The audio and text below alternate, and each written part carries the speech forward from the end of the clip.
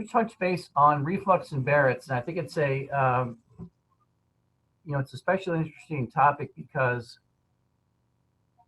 for the majority of people with heartburn, it's a mild to moderate nuisance. The medicines help; they're better. It's not a big deal. And then about 10% of people, it can lead to cancer.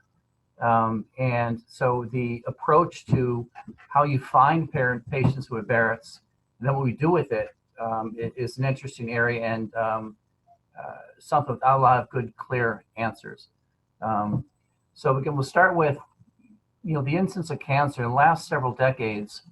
For most of the solid tumors, breast, colon, prostate, with increases in screening, early detection, patient engagement, the mortality in a lot of these cancers, in particular colorectal and prostate, are decreasing, as you would expect, given all those measures. Ironically, the incidence and mortality of esophageal cancer and G-junction cancer has shot through the roof during the same time period, which really doesn't make sense. There are different theories about diet and obesity, but there aren't any accepted, proven reasons why this should be increasing at such a rapid rate when other ones, which we screen for and follow closely, were achieving success in decreasing their incidence and their mortality.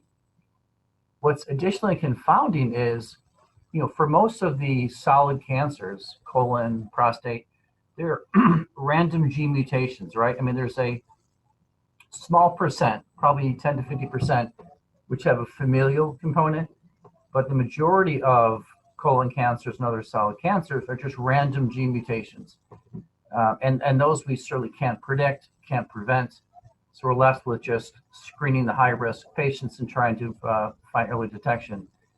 The irony is in esophageal cancer, we know the exact sequence. So it doesn't come from random gene mutations. It comes as a reaction to some offending agent in the esophagus. So we know the sequence is acid injury to esophageal mucosa. It could be bile acids or gastric acid, but some sort of caustic injury. In some patients, the cells will take on sort of a protective change, a metaplastic change to better withstand the acid injury, and that's Barrett's esophagus. The vast majority of patients with esophageal injury, roughly 85%, they may get inflammation, erythema, maybe no changes, but it doesn't go down this sort of metaplastic cascade.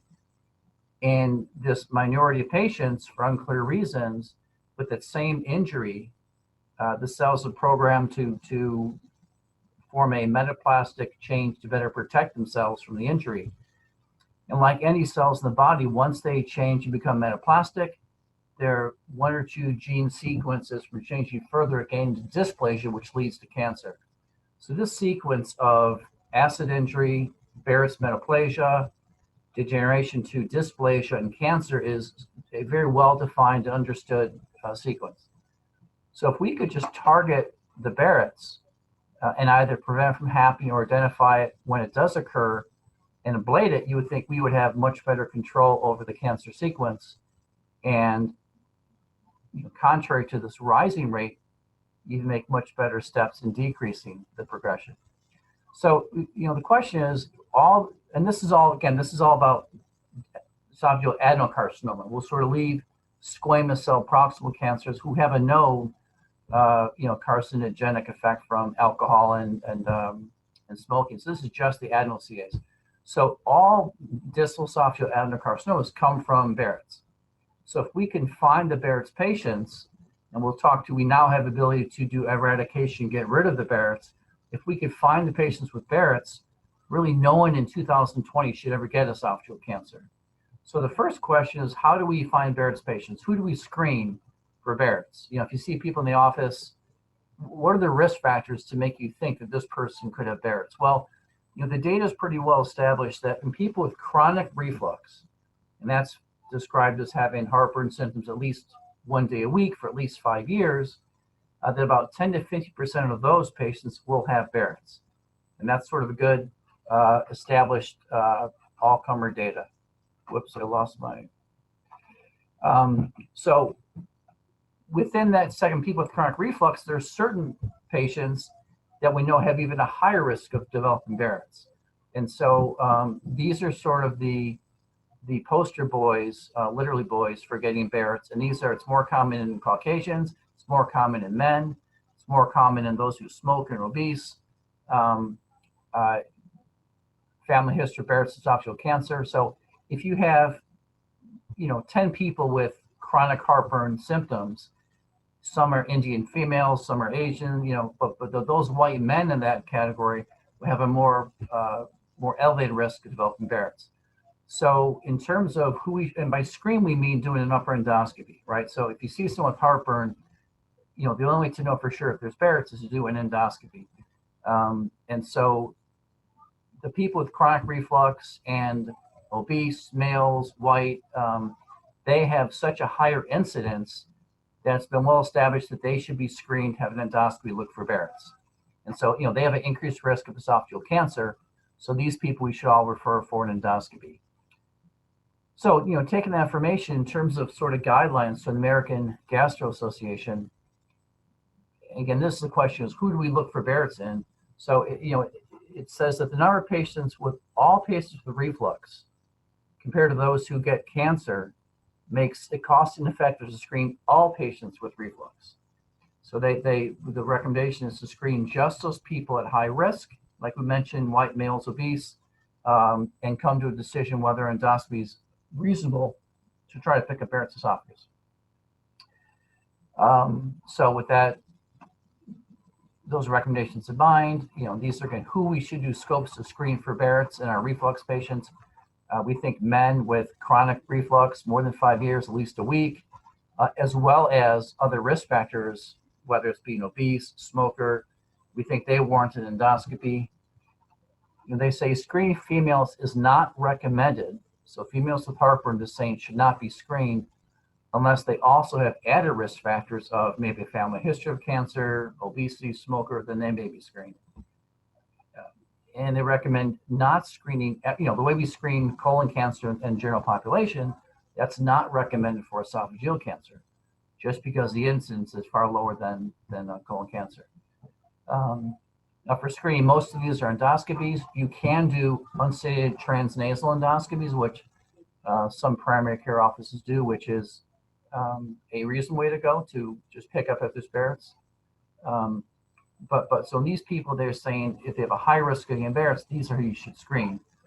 And the important things is, one of the many confounding things of reflux and Barrett's and esophageal cancer is that if you are genetically predisposed to developing Barrett's, you will declare that at a younger age. So if someone has heartburn and doesn't have Barrett's by the time they're 30, 35, they're never going to get it. And so that's where the value is. If you think someone has a high risk for esophageal cancer, if you do a scope when they're 30, 35, that can be sort of a lifetime check. If they haven't developed it by then, they're not going to then develop it when they're 40 or 50 or so. So these are sort of the accepted guideline screens for who we should look for Barrett's and try to decrease esophageal cancer incidence. The trouble with this is that patient symptoms in the office are not a good, reliable indicator as to whether there is reflux and injury going on.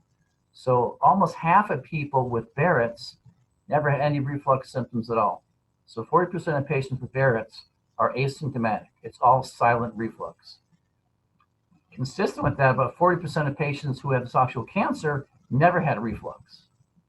So while we know that patients at high risk for Barrett's are those with chronic heartburn symptoms, there's about half the people who are going to get cancer who have no symptoms at all.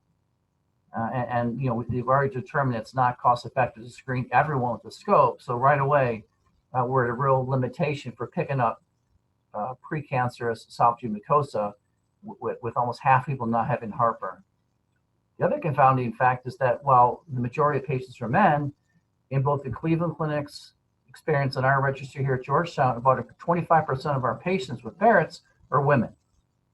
So again, if we're not screening people, women with heartburn, we're going to miss a lot of those as well. So these are some limitations in terms of following the guidelines, and so you see why we're doing such a bad job of not making a better dent in esophageal cancer incidence mortality, because our screening guidelines really don't target all the patients. And again, all those people, or almost half people with high risk reflux and Barrett's, don't even have symptoms. So what's a reasonable approach? We really can't, although esophageal cancer is a fast rising and a very morbid cancer, its incidence isn't as high as colon cancer, so it doesn't warrant doing endoscopies in everyone. So we're left with screening just people with some heartburn. So I think, if someone's had any reflux, recognizing that if you talk with someone and they say, I get reflux every now and then, and that doesn't mean they don't have Barrett. So, I think a reasonable approach, if someone is in their 40s or 50s with any real history of heartburn, there's a chance they have Barrett. So I think doing endoscopy in them is very reasonable. If it's normal, then they don't need ever again. So it's real benefit, sort of a one-time endoscopy. One of the troubles is if you see younger people, we have patients, college, students who have reflux in their 20s, and they maybe get endoscopy for some reason, and it's normal. They're probably too young to definitely rule out them developing Barrett's. And so, when I see people in their 20s with heartburn, it's not going to cause a problem then, for sure. Even if they have Barrett's, it's just a risk factor when they get in their 60s and 70s. And so there's really not a good reason. If someone has reflux symptoms, they're young, 20s, and responds to acid suppressive therapy, there's really no reason to screen them then. If the medication is effective, that kind of proves that it's a reflux pattern. They should then have a scope, I would say between 35 and 40 or so. But I think a lot of people in their 20s get endoscopies far too soon. If you do an endoscopy in someone who's 23 and it's normal, you really need to repeat it anyways when they're in the 40s to see if Barrett's has developed. And so, but again, if it's normal, then they don't need to keep checking.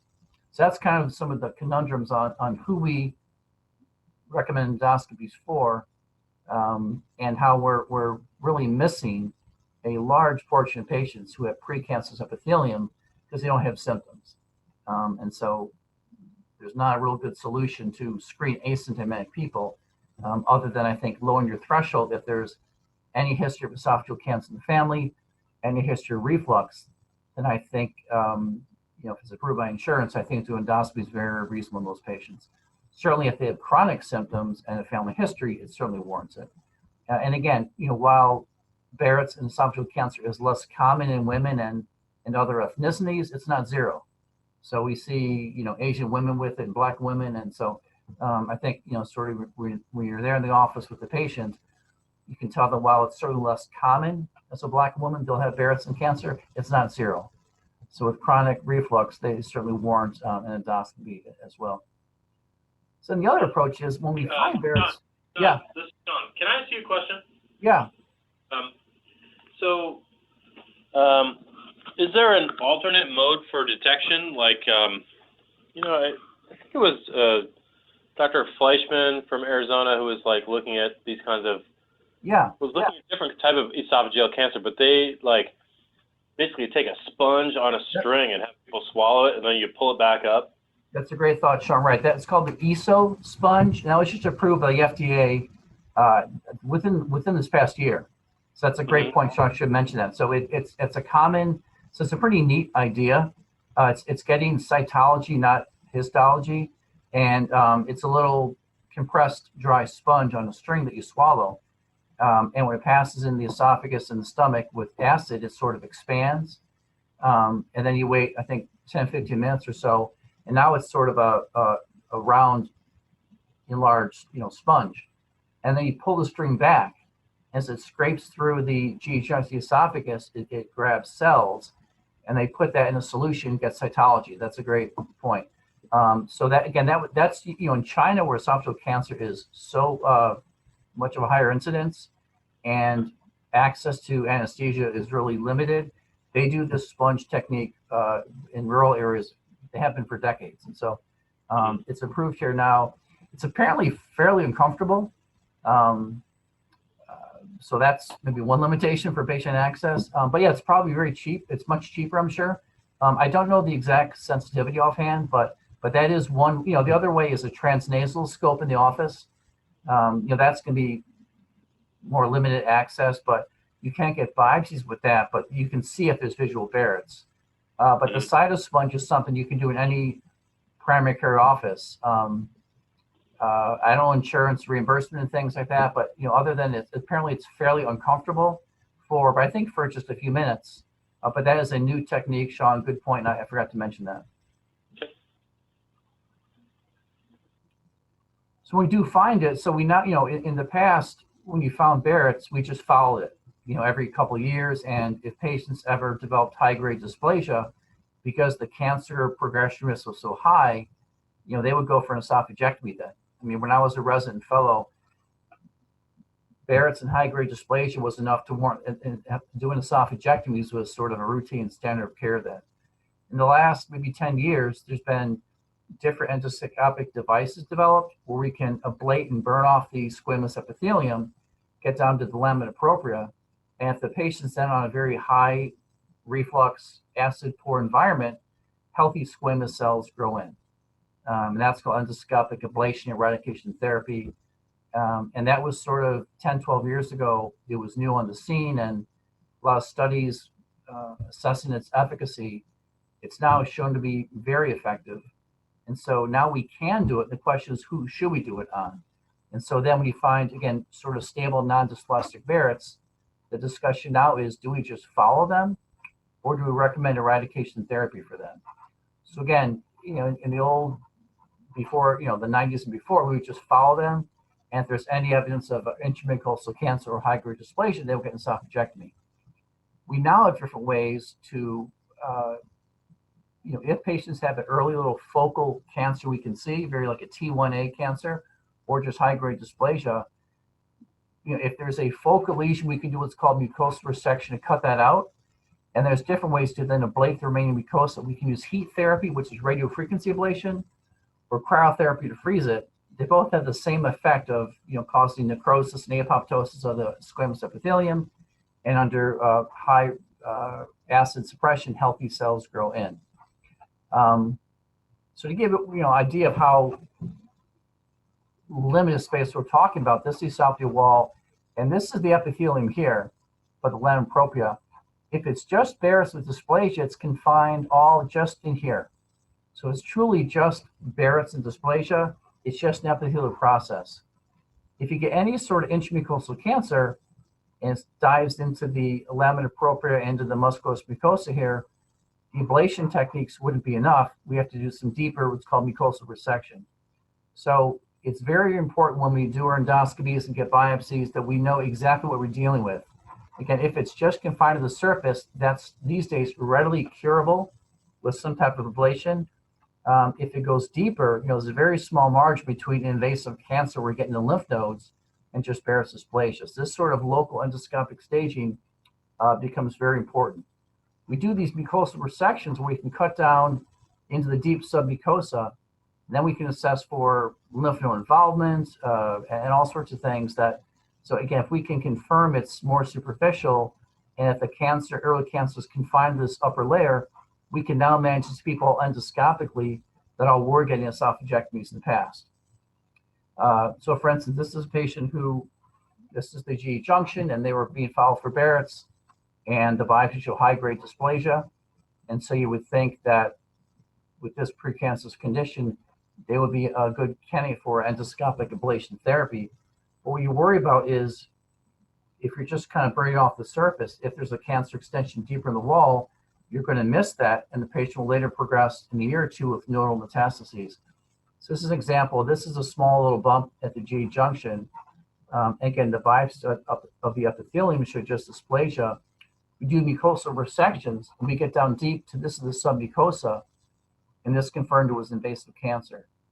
So for all these ablation techniques of Barrett's, we just want to be very certain that we know what we're dealing with so we can make the right recommendations. Again, if there's any hint it goes deeper, those patients still need a traditional esophagectomy. So the goal is always, as we're looking at Barrett's, to assess, is it just a superficial epithelial process? In that case, they do very well with ablation. Has it gone a bit deeper in the wall to the just the lamina propria? These patients we all now manage endoscopically as well.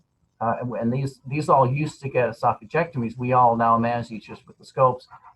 If it does go deep in the wall, then this patient's doing the esophagectomy. So, similar to the cardiologist 20 years ago with caths really making a big dent in cabbage patients, we've really knocked down the frequency incidence of esophagectomies for these dysplastic and early cancer Barrett's patients. So these are some of the techniques we use. This is one heat therapy called radiofrequency ablation.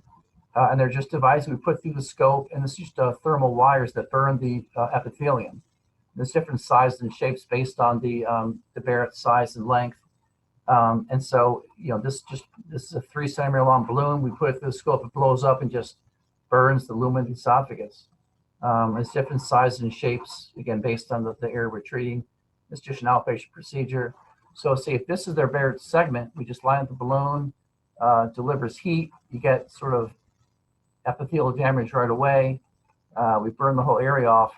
And then if you put the person on high dose reflux treatment, bring them back in 3 months, you'll get ingrowth of squamous mucosa.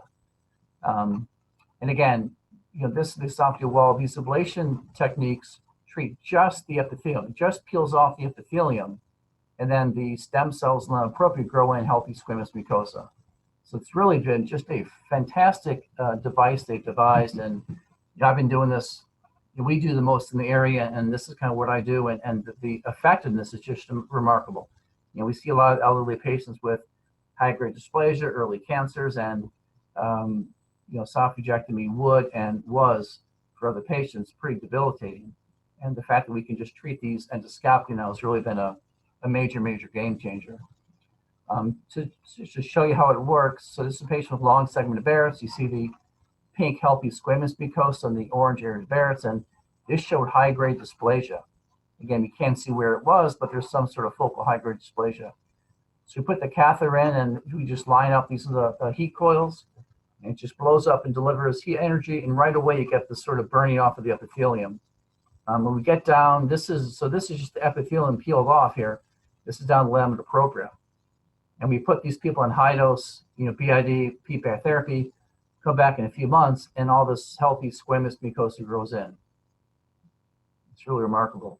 It kind of grows in patches, so we find little spots where the Barrett's remains. We'll go and kind of touch and treat this up, but we can, within months, restore this to totally normal squamous mucosa, this normal-looking G junction here. So again, really effective.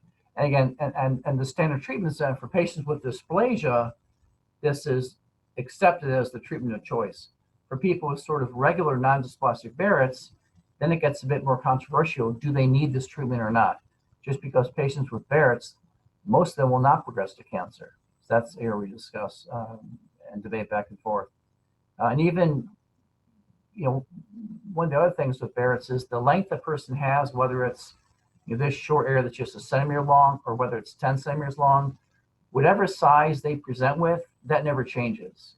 One of the many strange things about this. So the Barrett's doesn't get higher or lower, it stays that same length, but some people get cancer within that length. So even though this patient here has a very short, maybe 1 centimeter segment, this can still become cancerous. And this person had high-grade dysplasia. Again, we do the ablation treatment, burn this off down to the lamina propria, put them on high-dose acid suppression. They come back in just a normal-looking esophagus. So it remains normal. Another treatment we use is cryotherapy, which is used in many different parts of medicine. It's just freezing the cells. Cryotherapy goes a bit deeper, and so if there's any suggestion that is a little more invasive into the wall, we'll oftentimes use cryotherapy to burn a little deeper. This is a patient that had a early invasive cancer. I cut it out, and now this is the remaining wall. So we want to treat the remaining area, and we just use a spray freeze that freezes the wall. And this is also very effective as well. So again, the first question was, who do we do scopes to find Barrett's on? And then once we find it, who do we eradicate it with? Again, this is relatively newish treatment. So, the evidence shows for people with any type of dysplasia, because their cancer progression risk is so high, they absolutely benefit from ablation. So that's now the standard of care. So if you're, your grandparent, parent, whatever, if their bystander show dysplasia, they should get ablation done now. Sometimes pathologists read something as indefinite for dysplasia, and that just means it's on the path to dysplasia. May not have declared itself, or maybe the sampling wasn't ideal, but but that should be treated as required eradication as well. So for the regular Barrett's, that's sort of the big question mark. And there's different schools of thought on that. One of the things we take into consideration is different factors of the length of it. So if someone has a short 1 to 2 centimeter segment, that risk is pretty low. And so I think just following it with the scopes every 2 or 3 years is probably reasonable. If their segment's 15 centimeters, that's a lot more area that could get cancerous if they're young. So I think if you see someone who's in their 40s, early 50s with a 10 to 15 centimeter segment of Barrett's, I think you could follow it, but at the same time, I think ablation would not be unreasonable. Then it's gone. And then that you've eliminated their cancer risk, and they also would need fewer scopes as they get older.